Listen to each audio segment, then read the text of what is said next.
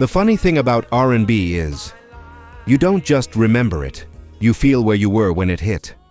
I still remember those late nights when the house finally got quiet, the TV was off, and it was just me, a little static from the radio, and a song that felt like it was talking for me. The dim blue light from the stereo, the hum of the fan, someone breathing softly in the next room. And then that first chord drops, and your whole chest remembers a person you swore you forgot. Tonight we're going back for the gems. The slow jams that held your hand through breakups. The neo-soul prayers that played while you washed dishes. The deep cuts that only came on after midnight, when the DJ knew the kids were finally asleep. These are the records that didn't always get the big promo budgets or the perfect timing. Some got buried under label drama, radio politics, crossover pressure, or just the next wave of pop. Some were on albums we wore out, but never got treated like the hit single. Others lived in that sacred lane, too real for the charts, too honest for background noise. So tonight, we're counting down 20 R&B soul songs we'll never forget. The ones real R&B heads still talk about like old friends. Pull up a chair, turn the lights down, let's go back.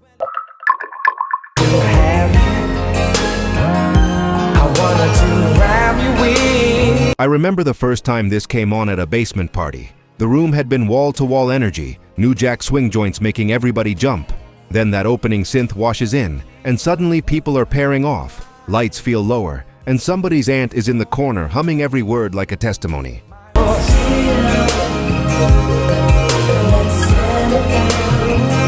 Let's chill is that perfect bridge between hype and heart. Still New Jack, still swingin', but slow enough to make you think about who you're holding. The drums are crisp, the keys are warm, the bass line glides, and Aaron Hall's voice is begging in that raw, church-trained way that feels like he's singing right in your ear.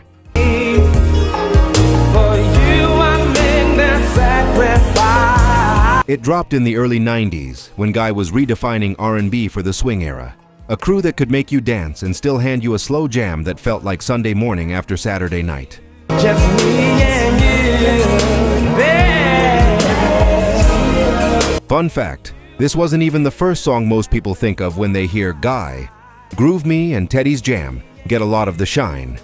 But Let's Chill quietly became the wedding and cookout classic. to have you here. It gets slept on because it lives in that in-between lane. Not quite a ballad, not quite a club banger. But ask any grown R&B fan, and they'll tell you, when that hook comes in, this is pure grown folks music.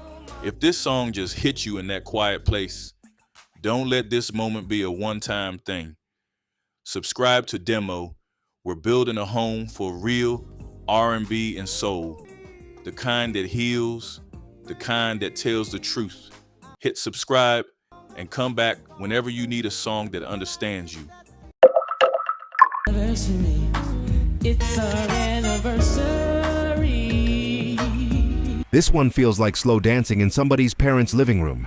Feet sticking a little to the plastic on the floor. Candles you're not supposed to touch flickering in the corner. The first time I heard Anniversary, it felt like time slowed down. Those strings come in, Raphael Saadiq's voice, all velvet and sincerity, and suddenly everybody's thinking about the one that got away, or the one they hope stays.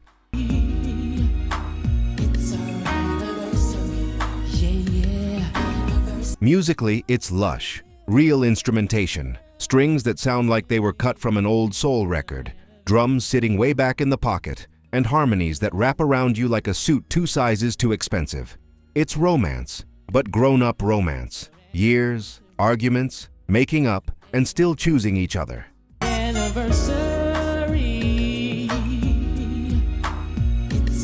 Released in '93 off Sons of Soul, Anniversary was part of that wave where Toni, Toné were honoring 70s soul while still sounding brand new. One of the songs that helped define the neo-soul blueprint before we even called it that. It's our anniversary. Fun fact, the song earned them a Grammy nomination and became one of their signature tracks, even though the group was just doing what they always did. Playing real instruments, writing real songs, making black love sound cinematic. So take me in your arms and hold me. It gets overlooked now because people remember the name, not the records. But if Anniversary is in your personal playlist, you've got serious taste.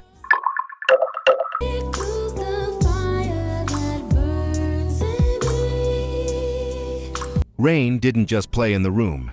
It changed the temperature of the room. I remember riding home one night, city lights blurry, forehead on the car window, and this came on the radio.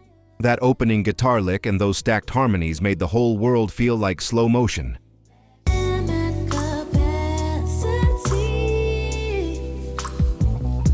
The vibe is pure quiet storm. Drums soft enough to disappear, Rhodes keys swimming under the surface, and Coco's voice floating over everything, soaring and then dropping into these sweet, aching little runs.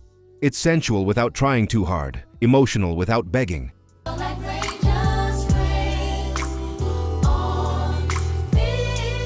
It came off their third album, Release Some Tension, in '97, a time when SWV was already known for up-tempo joints like Right Here and I'm So Into You, but Rain showed just how deep they could go vocally and emotionally.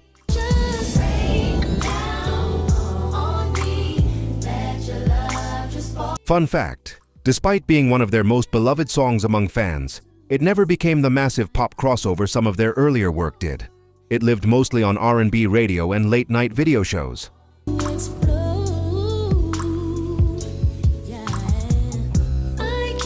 It slept on because the era tried to push them into harder, more hip-hop leaning records. But Rain is the one real heads go back to. This is a vocal masterclass. Yes, I do, yeah. Listen to love, your heart is... If you ever stood on one side of a room too shy to walk over to your crush, this song probably played in the background at least once. I remember a school dance where the DJ finally calmed the chaos down. Those opening keys rang out, and every dude in the room suddenly remembered how to be vulnerable.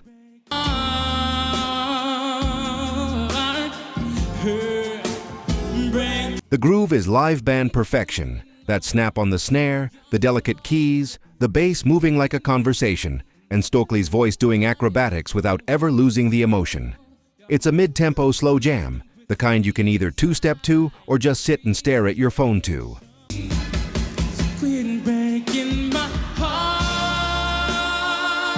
Released in the early 90s, Breaking My Heart helped establish Mint Condition as one of the last great bands in R&B. Musicianship front and center, no shortcuts. Don't tell your friends. Fun fact, the song became a staple on adult R&B radio and black cookouts, but the band never quite got the mainstream spotlight their talent deserved. Right place, hey, you know I won't let you down. It's slept on today because playlists lean toward either pure nostalgia hits or new algorithm babies. But when this comes on, every real R&B fan remembers where they were. This one lives in the bones.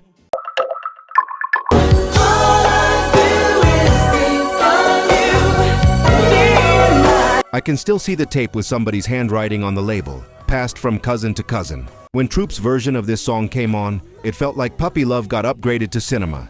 Those harmonies? Ridiculous. This is slow dance heaven. The tempo is syrup slow. The chords feel like they were pulled straight out of a diary, and the vocal arrangement is all stacked, floating falsettos and perfectly placed ad-libs.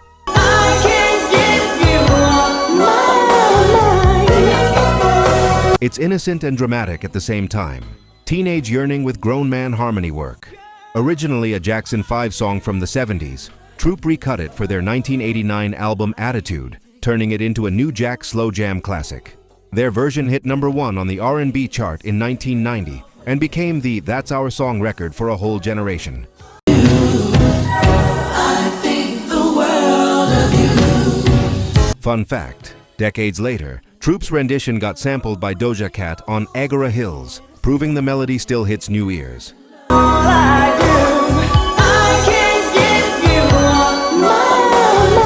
It's slept on because people remember the feeling more than the group name now.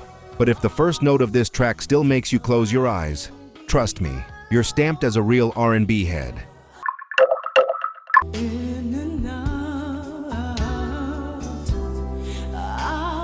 This one doesn't just play, it aches. I remember hearing it late one night on a quiet storm show, lights off, only the glow from the stereo, and Lisa hit that sky-high note in the hook. I had to just sit there for a second and breathe. The vibe is pure emotional storm. Synth pads swelling like waves, a slow, steady drum pattern, and that voice, part gospel, part jazz, all heart.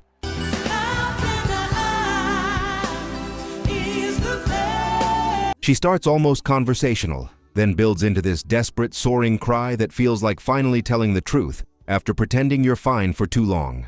Released in '91 as the lead single from her album So Intense, How Can I Ease the Pain, went to #1 on the R&B chart and cracked the Hot 100, earning Lisa a Grammy for Best Female R&B Vocal Performance and a Soul Train Award.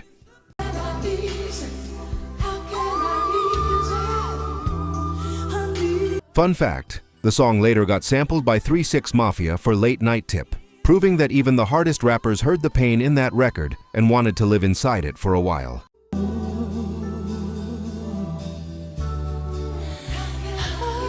It's slept on now because Lisa didn't chase fame with a long list of albums, but this single alone is enough to put her in the Vocal Hall of Fame. If you know this one, you know what a vocal masterclass sounds like.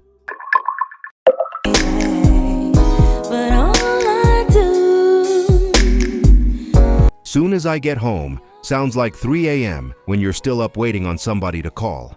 I remember hearing it on a little bedside radio, the room dark, city noise in the distance, and Faith's voice felt like a promise wrapped in a prayer.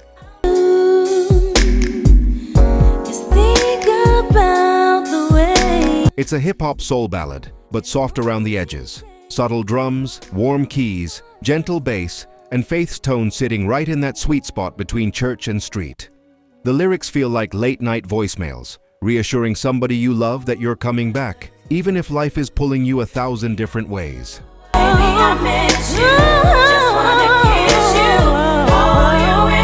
The song came off her debut album Faith in 1995, written by Faith, Sean Diddy Combs, and Chucky Thompson, and produced by Combs and Thompson. It became one of her biggest hits, peaking high on both the R&B and pop charts and going gold.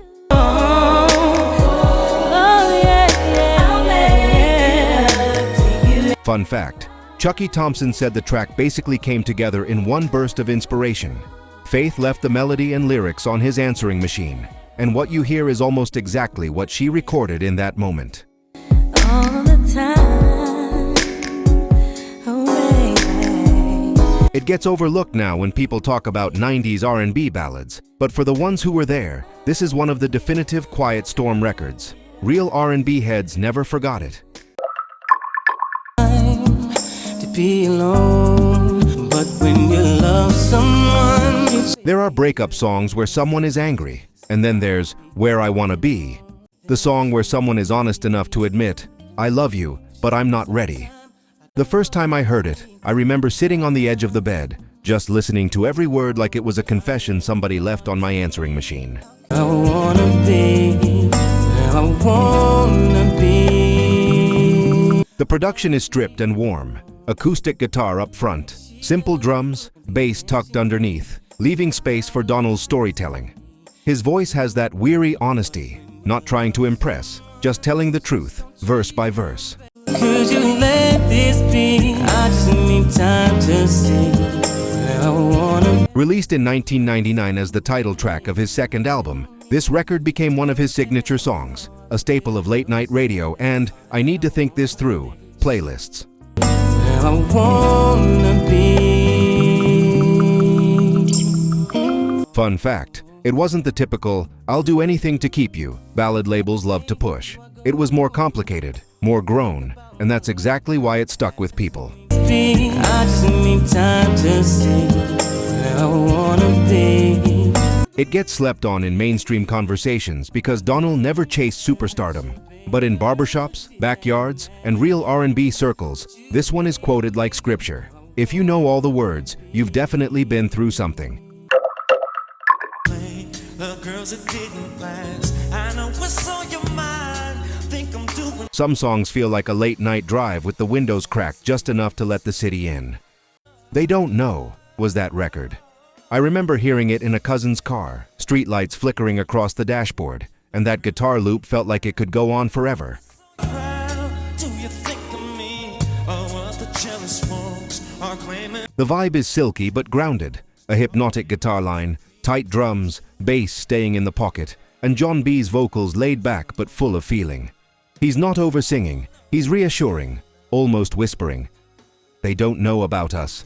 You should know me. You're my angel. Dropped as a single from his Cool Relax album in 1998, the song was co-written and produced by Tim and Bob and became Jon B's biggest hit, reaching the top 10 on the Hot 100 and cementing him as more than just a one-song feature guy.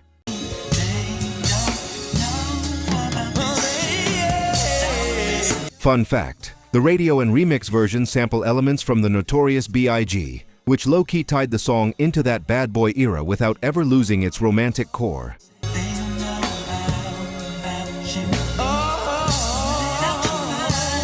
People sleep on it now because it doesn't scream for attention.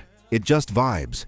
But let it come on at any grown folks function and watch the whole room quietly nod like, yeah, this one.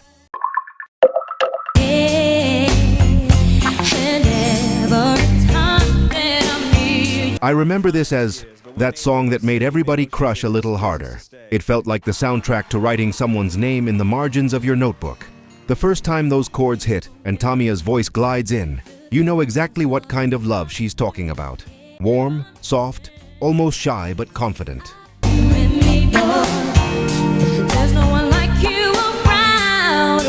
The track is mid-tempo magic, a subtle groove, velvety keys, a bass line that just gently rocks back and forth, and Tamia floating over the top with this controlled, elegant vocal that somehow still feels intimate. It's the sound of being low-key obsessed, in a good way.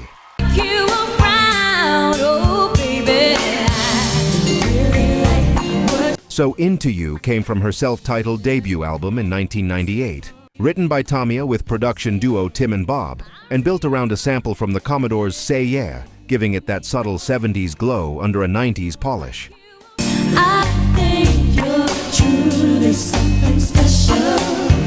Fun fact, before Tamia cut the record, a demo version was recorded by Brandy, and years later, the song found a second life when Fabulous flipped it into his own hit, Into You.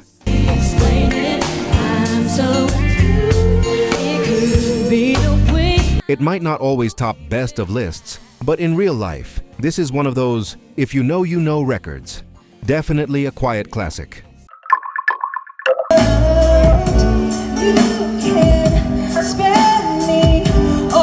This one feels like the moment you realize a relationship is running on fumes.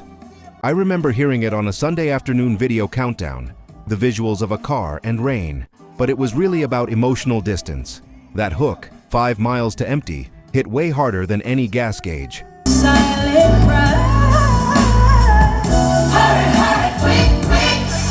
The track is mid-tempo, with a pulsing beat, moody keys, and harmonies stacked like a choir that knows exactly what hurt sounds like. The lead vocal is raw but precise, with the backgrounds answering every line like friends hyping you up to finally leave.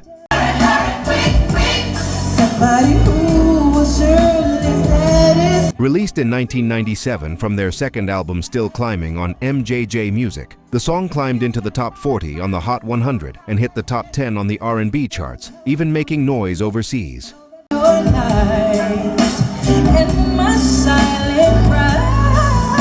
Fun fact, Jon B is credited as one of the writers, which makes sense when you hear how the melody sneaks up on you and refuses to leave.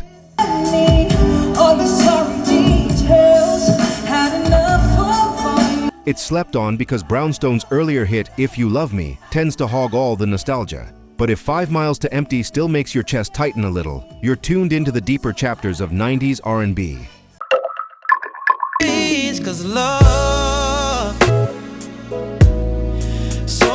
Love is the kind of song that made people who never went to church suddenly understand what a gospel ballad feels like. I remember hearing it come on between rap tracks on a mix CD, and everybody in the room went quiet without even realizing it. Those who have faith in you sometimes go astray. The production is simple, almost reverent. Piano up front, gentle drums, a soft bass line, and Musiq's voice slightly raspy, slightly imperfect, but absolutely sincere. The melody feels like a hymn, and the lyrics could almost be a prayer depending on how you hear them. Love, through all the Released in 2000 as the second single from his debut album, I Just Wanna Saying, Love became a breakthrough hit, spending months on the R&B charts and crossing over while still sounding completely true to neo-soul. The joys and hurts, love. These days, it doesn't always get thrown into the quick nostalgia playlists, but for those who lived through that early 2000s neo-soul wave, this track is sacred. Real R&B heads never skip it.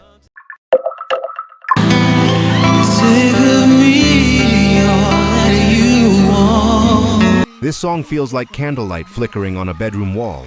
The first time I heard it, it wasn't even on the radio. It was on somebody's older sibling's CD, Maxwell's Urban Hang Suite, played all the way through like an experience, and this track just floated out like a love letter.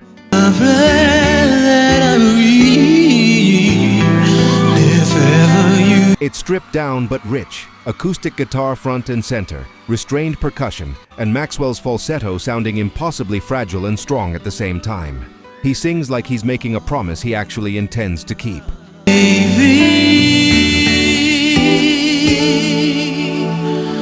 Released in 1996, Whenever, Wherever, Whatever was one of the singles that helped establish Maxwell as a new kind of R&B man.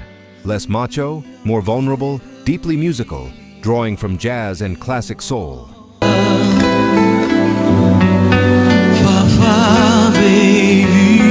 Fun fact, there's also an unplugged version that shows off just how well the song stands up with almost nothing behind it but guitar and voice.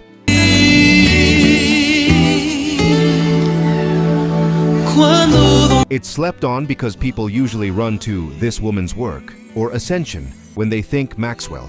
But if you're playing albums front to back, this is one of those songs that quietly becomes your favorite.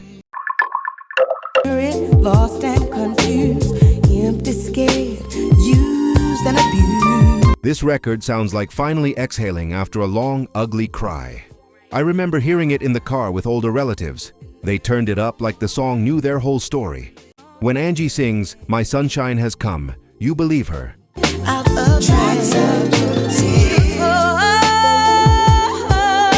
The beat rides on a classic soul sample, with warm keys and a groove that nods to the 70s, while her voice brings all the weight of grown woman experience. It's not a naive, "I'm fine now" song, it's a hard-earned joy. The space that you requested, hope you don't live to read. Released in 1999 as her debut solo single from Black Diamond, No More Rain in This Cloud rides a sample of Gladys Knight and the Pips' Neither One of Us, reconnecting that deep soul lineage. The song hit the R&B charts, topped the adult R&B list, and earned her awards and nominations as one of neo-soul's new pillars.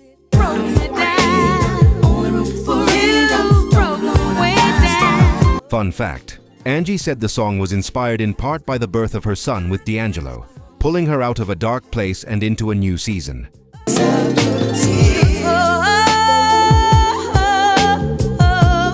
It slept on outside R&B circles because the world loves a younger, shinier story. But this is what grown healing sounds like. If this track ever got you through a breakup, you know its power. To find your way to love, hope is what your heart is made of, and don't. There was a moment in the early 2000s when this song felt like the perfect soundtrack for trying to get your life together. I remember seeing the video, Glenn in a room full of classic soul vinyl, and feeling like he was carrying all those voices with him. You forget it, don't you forget your way home for that. The song is breezy but serious, acoustic guitar riffs, a relaxed but insistent beat, and his vocal tone clearly influenced by Stevie Wonder, but with his own late-night twist. The lyrics feel like advice from a big brother and a love letter at the same time. Change comes responsibility, don't forget where you are. Released in 2001 as the lead single from his debut album World Outside My Window, it became a modest chart hit and won a Juno Award for Best R&B a Soul Recording, even if it didn't fully break him worldwide. And don't you forget it, don't you forget your way home. Fun fact, the video literally surrounds him with classic R&B album covers, visually putting him in conversation with the greats he grew up on. And don't you forget it, don't you forget your way home. It's slept on now because Glenn never got several big albums to cement his name. But for those who had this CD in heavy rotation, this song still feels like a hug and a pep talk rolled into one.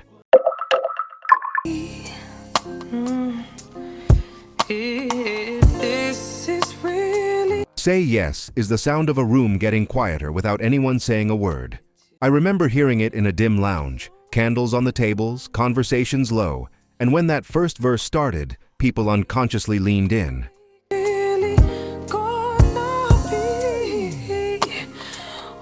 The vibe is intimate, hypnotic, neo-soul. Soft keys, a lazy but precise drum pattern, and Marsha Ambrosia's voice tracing each lyric like a fingertip on skin. The song moves slowly, but the tension builds the whole time, like the moment right before a first kiss.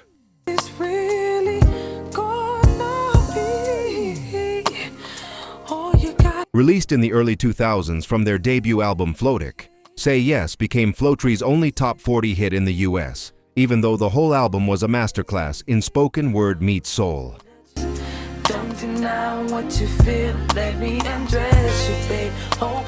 Fun fact, Marsha originally wrote the song for Ronald Isley and the Isley Brothers, but it ended up coming back to her. And you can hear that classic Isley slow jam DNA all through it.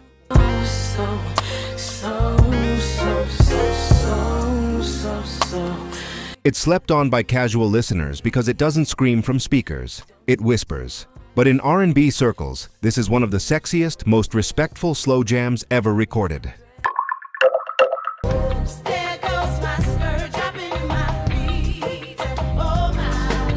The first time I heard Oops, Oh My, it felt like somebody had snuck a secret diary entry onto mainstream radio. That guitar line, that bounce, and Tweet's airy vocal talking about seeing herself in the mirror, it was bold in a way R&B wasn't always allowed to be.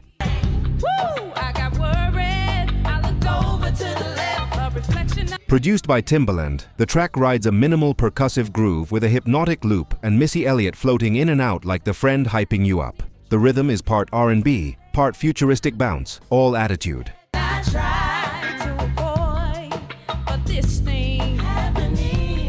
Released in 2002 as the lead single from Southern Hummingbird, it shot up the charts, hitting the top 10 on the Hot 100 and topping the R&B chart, while also stirring up plenty of conversation about what exactly the lyrics meant.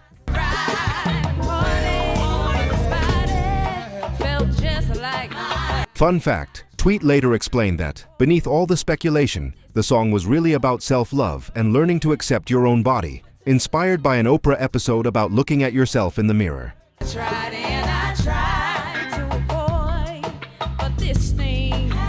People sometimes treat it like a fun, slightly scandalous throwback, but they miss how innovative and vulnerable it really was. If you were outside when this dropped, you know it changed the energy of the early 2000s.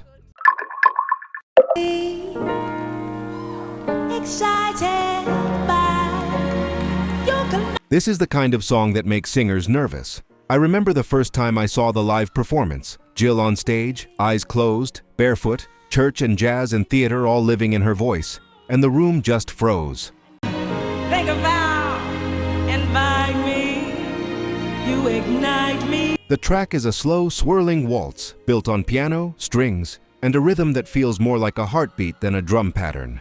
Lyrically, it's simple, listing all the ways she knows she's loved, but vocally, it travels through registers and emotions like a journey.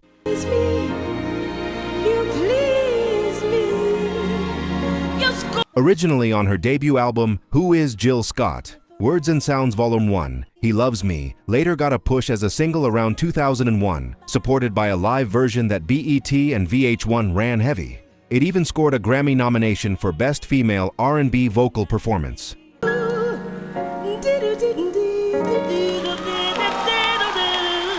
Fun fact, the song is literally named for her then-husband Liesl Williams, making it one of the purest, most personal love songs of that era. Love me.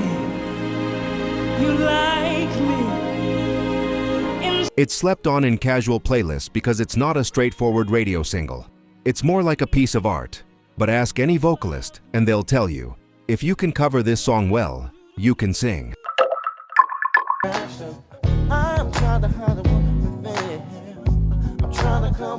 Before the world argued over who invented neo-soul, Lady was already playing in bedrooms and back seats, turning regular nights into movie scenes. I remember the first time it came on, that bass line slid in, the Rhodes chords shimmered, and D'Angelo's voice sounded like every choir kid who grew up on Marvin and Church, but snuck Prince into their room at night.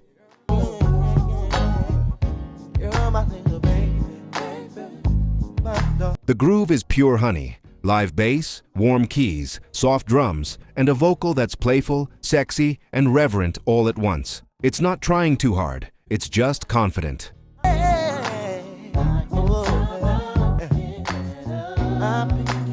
Released in 1996 as the third single from his debut album Brown Sugar, co-written and co-produced with Raphael Saadiq, Lady became his biggest US hit, cracking the top 10 and going gold.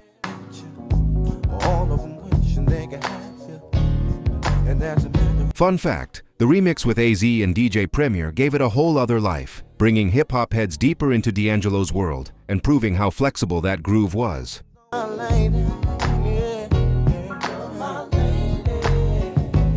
Some people only remember him for Untitled, How Does It Feel? But if Lady is your go-to, you've been here since day one. This is foundational neo-soul. If this song just hit you in that quiet place, don't let this moment be a one-time thing. Subscribe to Demo. We're building a home for real R&B and soul. The kind that heals, the kind that tells the truth. Hit subscribe and come back whenever you need a song that understands you.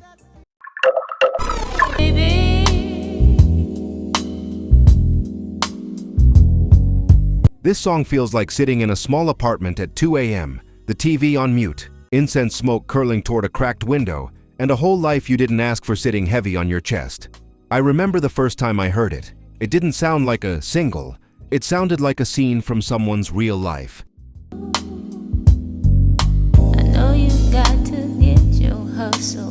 The groove is dusty and jazz-soaked, live drums laid back, bass warm and insistent, Rhodes keys drifting in and out like half-formed thoughts.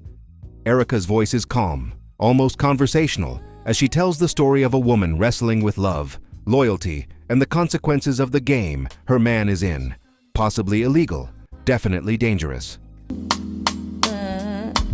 What you gonna do when they come for you? Other Side of the Game lives on her debut album Baduism, recorded in the mid-90s and released as a single in 1997. Written by Badu along with Questlove, James Poyser, and Richard Nichols, it showcased her jazz influence and storytelling in a way that set her apart even in a crowded neo-soul field.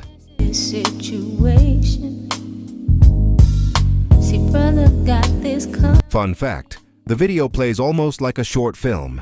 Erykah visibly pregnant, domestic scenes cut with images hinting at street life, making the song feel even more like a slice of real, complicated black love. Now me and baby got this situation. It never became a massive pop hit, but among real R&B and soul fans, this is one of those songs, the ones you don't just play, you sit with. If this track ever made you stare at the ceiling and rethink your choices, you know why it's here at number 1. Occupation. And it ain't that he don't. So now I want to know, which one of these took you back the hardest? And what's your deep-cut R&B or soul song you'll defend forever? The one you'll play for your kids and say, "You don't understand, this raised me." Drop it in the comments. Let's build a playlist only real R&B heads would even think to put together. Now me and baby got this situation. If this countdown hit you in your memories, go ahead and like the video, subscribe to the channel, and ring that bell so you don't miss the next deep dive. We've got more eras, more underrated albums, more Quiet Storm classics to pull out of the crates. Until next time, keep the volume low, the lights softer, and the R&B real.